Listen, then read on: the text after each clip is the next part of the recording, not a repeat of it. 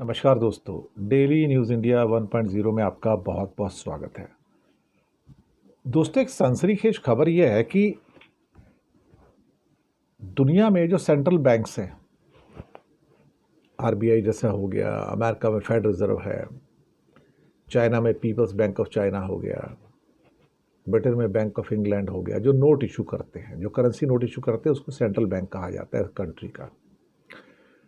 लेकिन चाइना ने तो इस साल रिकॉर्ड ही तोड़ दिए हैं। चाइना हर महीने सोना खरीद रहा है। आम आदमी नहीं, उसका central bank people's bank of China जो है हर महीने सोना खरीद रहा है साहब। 2024 के अंदर 40 टन सोना खरीदा है साहब। सोना कोई बहुत बड़ी मात्रा में दुनिया में पैदा नहीं होता, एक्चुअली बहुत कम मात्रा में सोना पैदा होता है। तो 40 टन सोना खरीदा पिछले साल, और इस साल अब तक सितंबर तक 25 टन सोना खरीद चुका है, और पिछले कुछ सालों से लगातार खरीदता चला जा रहा है। और अब उसके पास टोटल हो गया है 2303 किलो, मोटा मोटा 2300 किलो सोना हो गया उसके पास। अब इतना सोना तो भाई बहुत रेयरली किसी कंट्री के पास होता है। 2300 किलो सोना चीन के पास है। भारत के पास 880 टन सोना है। तो 2300 टन सोना चाइना के पास है, किलो नहीं, 2300 टन, और भारत के पास 880 टन सोना है।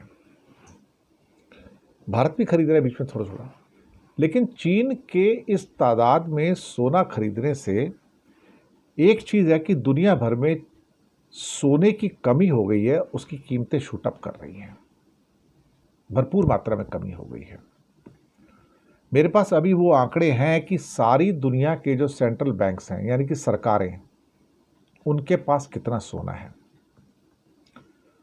मोटा मोटा 36,000 टन सोना, 36,000 टन सोना जो है वो सारे दुनिया के जो बड़े बैंक हैं ना, जो सेंट्रल बैंक जिनको कहते हैं, जैसे इंडिया में आरबीआई है, उनके पास है। टोटल 36,000 टन सोना सारी 200 देशों की सरकारों के पास मिला के है ये।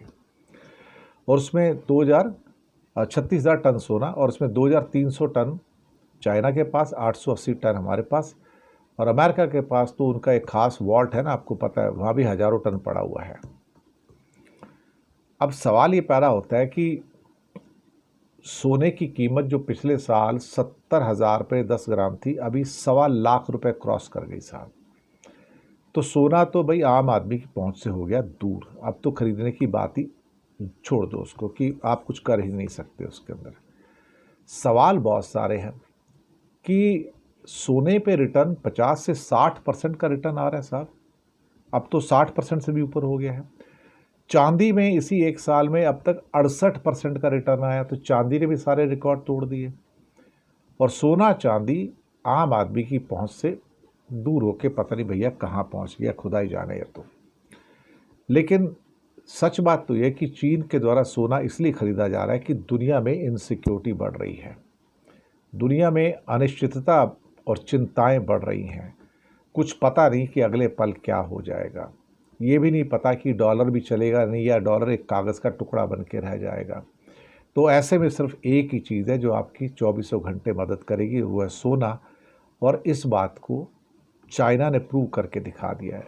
खरीद तो इंडिया भी रहा है, ऐसी बात नहीं है, इंडिया के पास भी 880 टन सोना हो गया है, लेकिन हम चाइना के मुकाबले तो बिल्कुल भी एक तरह से कहा जाए तो नहीं ठहरते। चाइना तो 3 गुना सोना है भारत से।